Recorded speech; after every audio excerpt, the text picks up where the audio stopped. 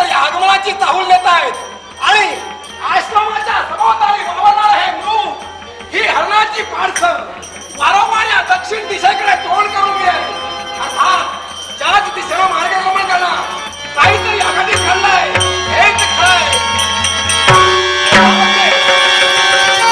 कोणी असाय स्त्री कोण म्हणतोय उठ म्हणतोय बाळ बाळ उठ म्हणतोय बाळ उठ म्हणतोय. अरे बापरे ही तर निश्चित पडली आहे. ही मूर्छितावस्थेत आहे. अर्थात हिला जागृती देणं हे गरजेचं आहे. याच्यासाठी श्रीराम जय राम जय जय राम श्रीराम जय राम जय जय राम श्रीराम जय राम जय जय राम श्रीराम जय जय राम.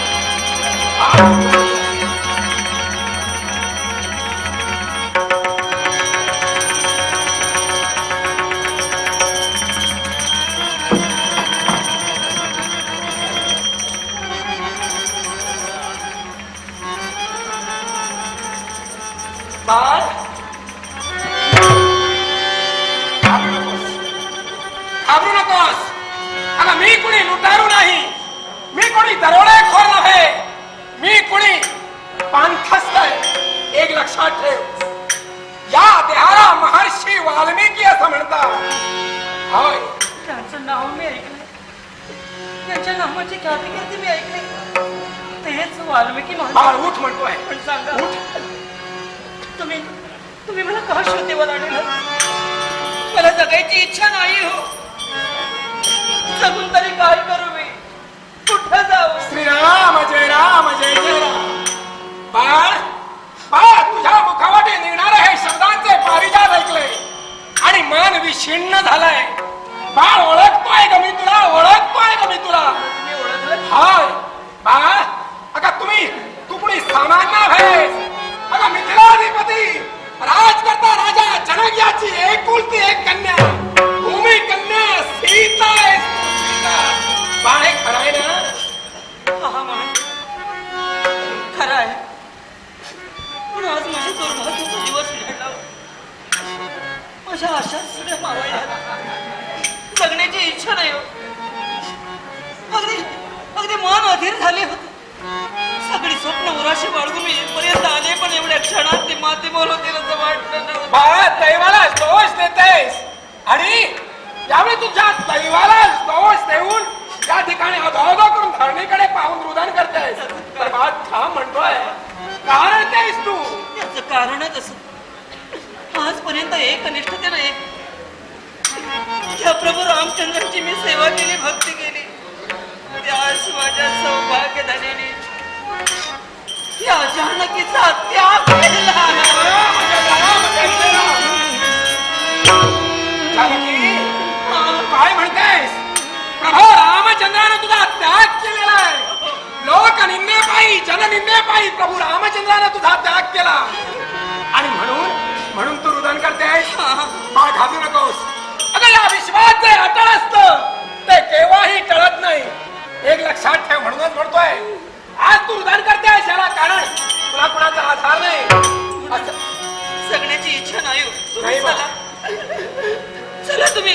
नाही बाळ आता आत्मनाश करण्यापासून नाही बाळ असं करू नकोस. अगं काय तुला अधिकार पोचतोय आत्मघात करण्याचा? अगं काय तुला अधिकार पोचतोय आत्महत्या करण्याचा? याचा अर्थ नाही बाळा तुला आत्महत्या करण्याचा अधिकार पोचत नाही. याला कारण अगं तुझ्या सर्वांगाचं मी निरीक्षण केलंय. अगं तू गर्भलक्षणाने मंडित आहेस. अगं तू गर्भावस्थेत आहेस. अर्थात तू ज्यावेळी तुझी हत्या करशील त्यावेळी तू एकटी नव्हेस तर तुझ्या उदरात रघुवंश वाढतोय. तुझ्या उदरात रघुवंश वाढतोय आणि याचा तुला सांभाळ केला पाहिजे. सांभाळ? या अरण्यात मी एकटीच कसा सांभाळ करणार आहे? कोण आहे इथं? तुझा सांभाळ कोण करणार ही एकच चिंता. मग बाळ ऐक. अगं कावेरीच्या घरच्या जन्माला आलेला कोकिळेला सुद्धा निसर्गानं केव्हाही कमी लेखलेलं नाही. म्हणून ऐक. अगं तुझा सांभाळ हा महर्षी वाल्मिकी करणार आहे. होय बाळ तुझा सांभाळ मी करणार आहे. होय. असं जर असेल तर रघुकुलाचा वंश वाढविणं हे माझं कर्तव्य आहे. मला वाटत होतं हे जीवनच संपवावं, उद्ध्वस्त करावं. पण महान, तुम्ही जर मला आसरा देत असाल तर माझं कर्तव्य मी पूर्ण करणार आहे. बाप, कधीही चिंता करू नकोस. अगं तुझा पिता मिथिलाधिपती राजकर्ता राजा जनक माझा परम शिष्य आहे. आजपासून तू माझ्या आश्रमात राहशील. ती माझी कन्या म्हणून, तुझा पालक पिता म्हणून मी तुझा पालन पोषण करीन. चिंता करू नकोस. पण बाबा, तुम्ही जर माझं कन्येप्रमाणे पालन पोषण करत असाल तर रघुकुलाचा वंश वाढविणं हे माझं कर्तव्य आहे बाबा. चुडे मंडीत हो असा म्हणजे कर्तव्य आहे. उठ बाबा, उठ. ऊस ते डोळे म्हणतोय. चल म्हणतोय माझ्या बरोबर. श्रीराम मसदोदित राम स्मरावा, राम सदोदित राम स्मरावा, राम मंगलदायक नाम प्रभु ते, मंगलदायक मंगलदायक मंगलदायक नाम प्रभु ते, हे स्मरावा राम सदोदित, हे स्मरावा, हे स्मरावा, हे स्मरावा राम सदोदित, राम सदोदित राम स्मरावा, राम सदोदित राम स्मरावा, राम सदोदित राम स्मरावा, राम भव भय चिंता उरत नसेही, भव भय चिंतही, भव भय चिंता, भव भय चिंता, भव भय चिंता उरत नसेही, पार करील हा राम सदोदित, पार करील हा, पार करील हा, पार करील हा राम सदोदित, राम सदोदित राम स्मरावा, राम सदोदित राम स्मरावा, राम स्मरावा, राम मंगलदायक नाम प्रभु ते, मंगलदायक मंगलदायक मंगलदायक नाम प्रभु ते, हे स्मरावा राम सदोदित, हे स्मरावा, हे स्मरावा, हे स्मरावा राम सदोदित, राम सदोदित राम स्मरावा, राम स्मरावा, राम सदोदित राम स्मरावा,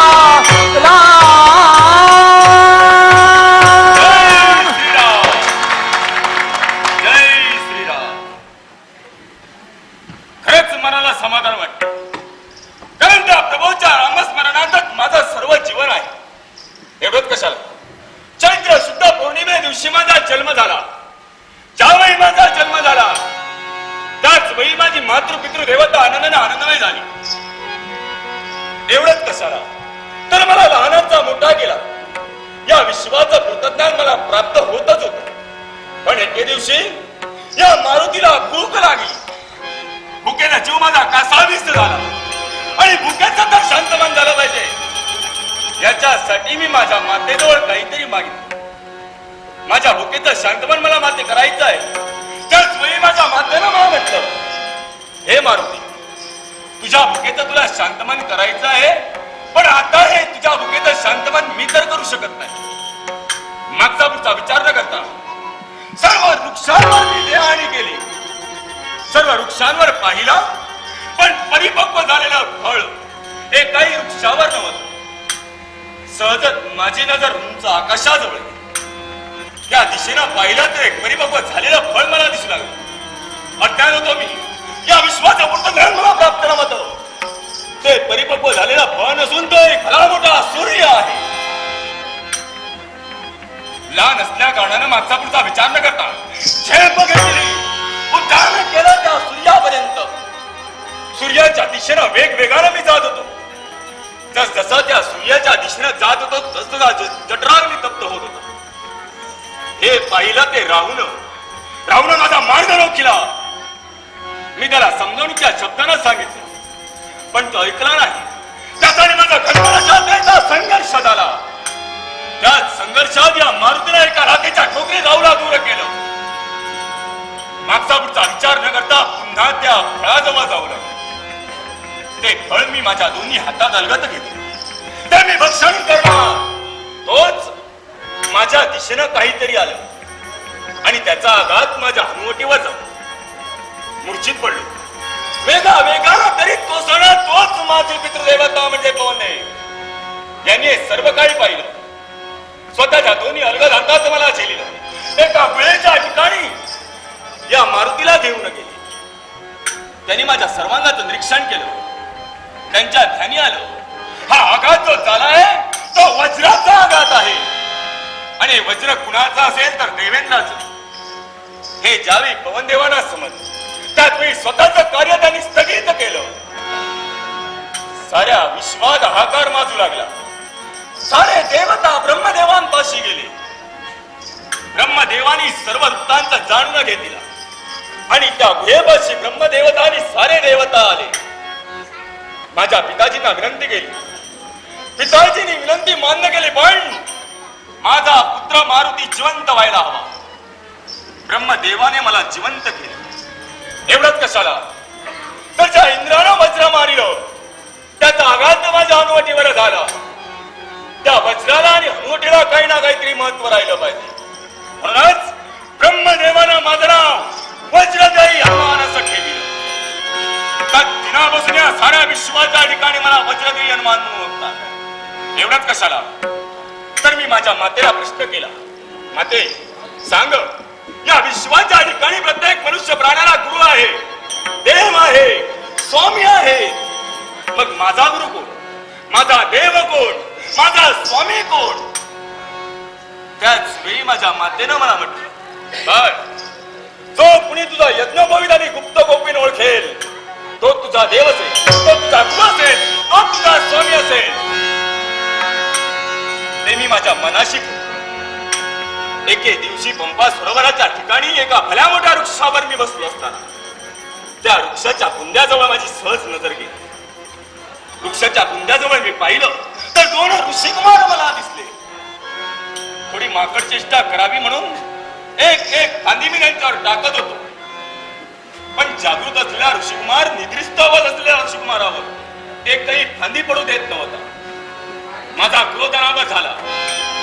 तो वृक्ष मी गदगदा आविला आणि उठून त्याच्यावर टाकला. तोच जागृत असलेल्या ऋषिकुमारानं धनुष्याला तळकार दिला, पण माझ्या दिशेला बोलणार तोच निद्रिस्त अवस्थेत असलेला ऋषिकुमार उठला. त्याच्या मुखातून सहज शब्द बाहेर पडले, थांब सौमित्रा. अरे हा कुणी आपल्याला परका नव्हे, याचा यज्ञोपवीत आणि गुप्त गोपीन तरी पहा. त्याच वेळी माझ्या मातेनं सांगितलं, माझ्या ध्यानी आलं, त्या वृक्षावरून खाली उतरून मी माझ्या देवाचे पाय धरले. त्यात दिनापासून आतापर्यंत या सकाळवंताच्या रोम रोमात कोण असेल तर प्रभू रामचंद्र. पण काही का असेल, या रामराज्यात मी आलो. देवा समोर मी राहील, पण चिंता ती एकाच गोष्टीची, माझ्या प्रभू रामचंद्रानं सीतामाईचा त्याग केला. कित्येक कालावधी लोटला. माझी सीतामाई असेल तरी कशी, काय करत असेल ती, एक सारखा विचार येतो. पण असं तरी असलं असेल, त्या विश्वात माझा देव एकच, या विश्वात माझा स्वामी एकच, या विश्वात माझा गुरु एकच म्हणजे प्रभू रामचंद्र. त्याच प्रभू रामचंद्रानं माझ्याजवळ संदेश पाठवला, हे सकाळवंता, जसा असशील तसा लवकरात लवकर रामराज्यात आणि देवाच्या आज्ञा मोडणार आम्ही नव्हे.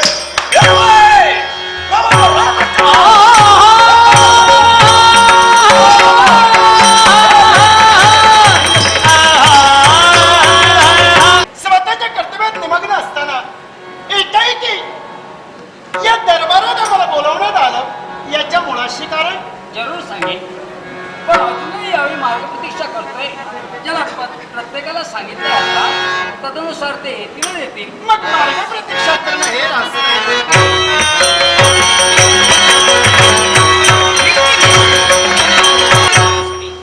प्रथमतः माझ्या प्रभूचा आणि सौमित्राचा शुभाने मंगलचा आशीर्वाद घेणं हे योग्य.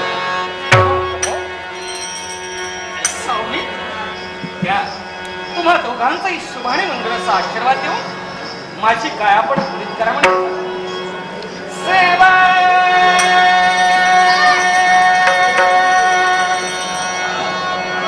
वर द्या.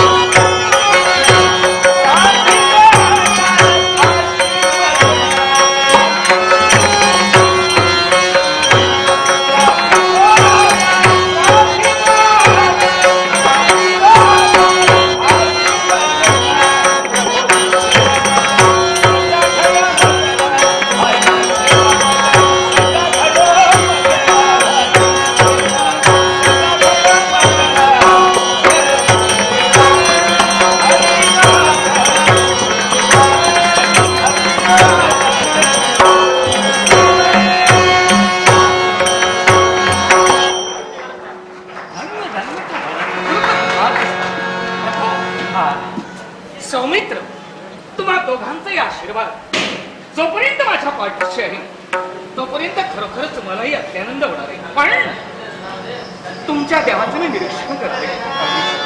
आज जरा तुम्ही मला विचारी वाटता. विचार करते नाही अरे तुम्हाला काहीतरी सांगायचंय काय? पण असं जरी असलं असेल अजूनही काही वीर इथपर्यंत यायचंय. खरंच? सर्व वीर इथं एकत्र झाले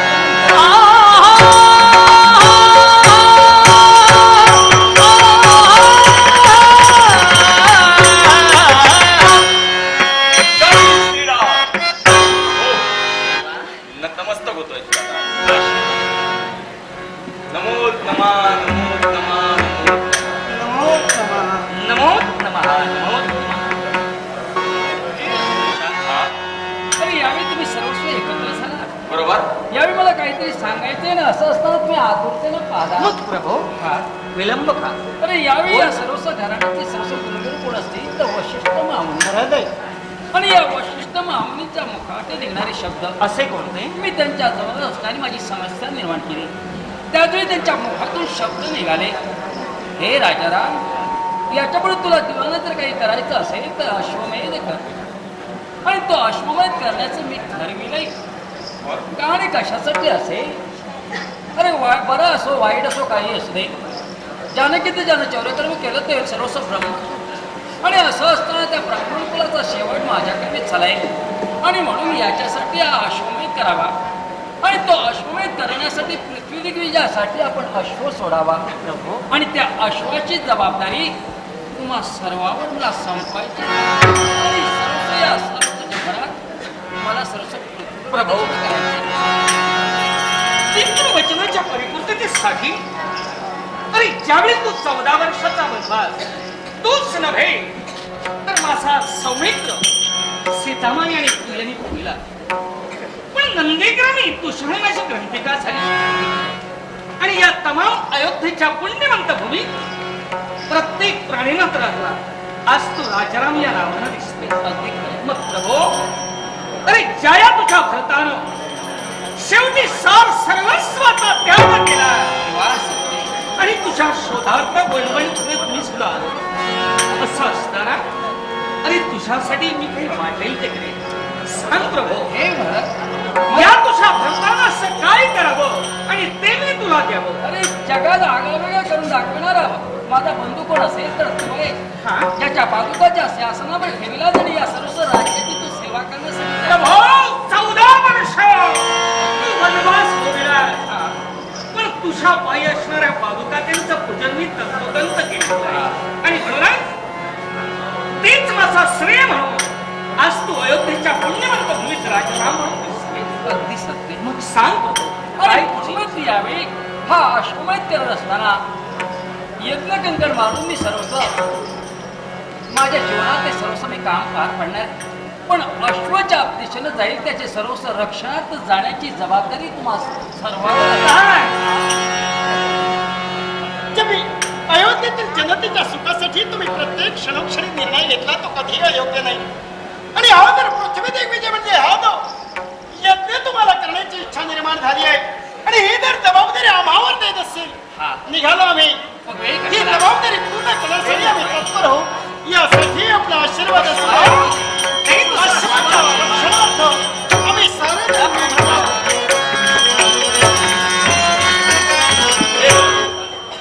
ज्याप्रमाणे तू आज्ञा करणार त्याप्रमाणे सर्वच आम्ही योग्य त्या रीतीने आज्ञेचं पालन करणार.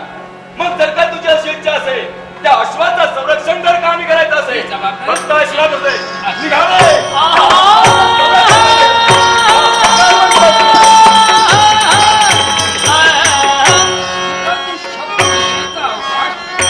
खरोखरच समाधान वाटलंय. पण यावेळी जो अश्वमेध मला करायचं तो कारण कशासाठी असेल तर सर्वांची इच्छा आणि या जगात सम्राट होणं महत्वाचं याच्यासाठी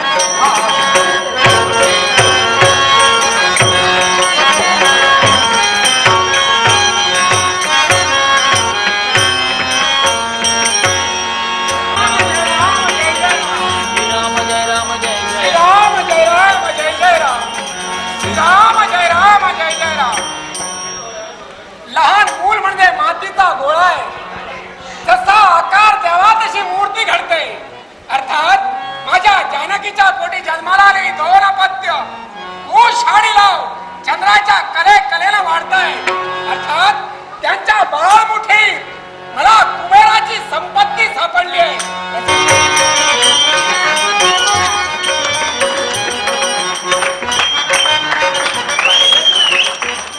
आजोबा आमची माणसं प्रतीक्षा करतात आणि आम्ही तरी मी तुला म्हटलं एवढा उशीर झालाय. पण आता अरे येणार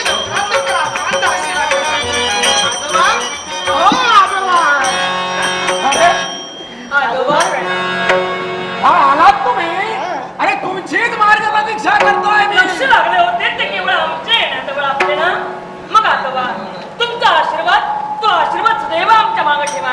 एवढी तुमच्यासाठी आमची प्रार्थना तुमच्यासाठी आमची प्रार्थना गुरु वाटते.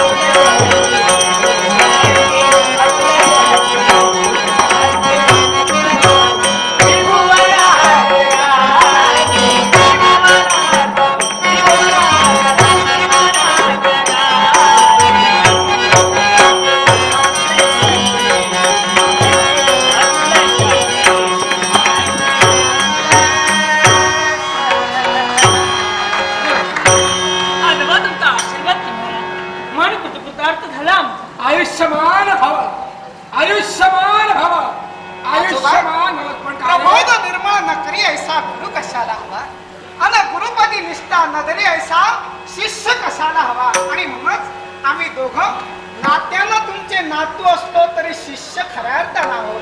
तेव्हा आपलं ज्ञान आणि त्या ज्ञानार्जनाच्या योगे करून आम्ही खऱ्या अर्थानं पतित पावन होऊच म्हटलं. अगदी निश्चित. पण काय रे, बोलण्यात वेळ घालवू नका, बोलण्यात वेळ घालवू नका. इथं बसा. इथं बाईस मारतोय, इथं बाईस. पण पुढे एक शंका विचारू का? आपला आशीर्वाद मिळाला पण इथं बसण्याची आज्ञा का म्हणून? एकाच गोष्टीसाठी. का काल मी तुम्हाला शिकवणीसाठी पाठ दिला होता आणि तो मुखोद्गत करायला तुम्हाला सांगितला होता. तो व्यवस्थित रीतीनं झाला की नाही?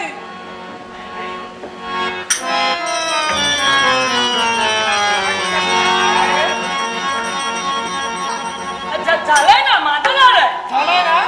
तुझा झालाय. माझं झालं. शाबास झाली तुझा रे. माझा घोटाळा जरा झाला. म्हणजे तू कारण जास्त करून माझ्यावर प्रेम आहे ते माझ्या माईचं, आईचं. आणि त्यामुळे आईनं काल कंदमुळं आणि पोरं दिली. पाठ केला होता पाठ, पण तो सपाट झाला. आईनं कंदमुळं आणि गोळा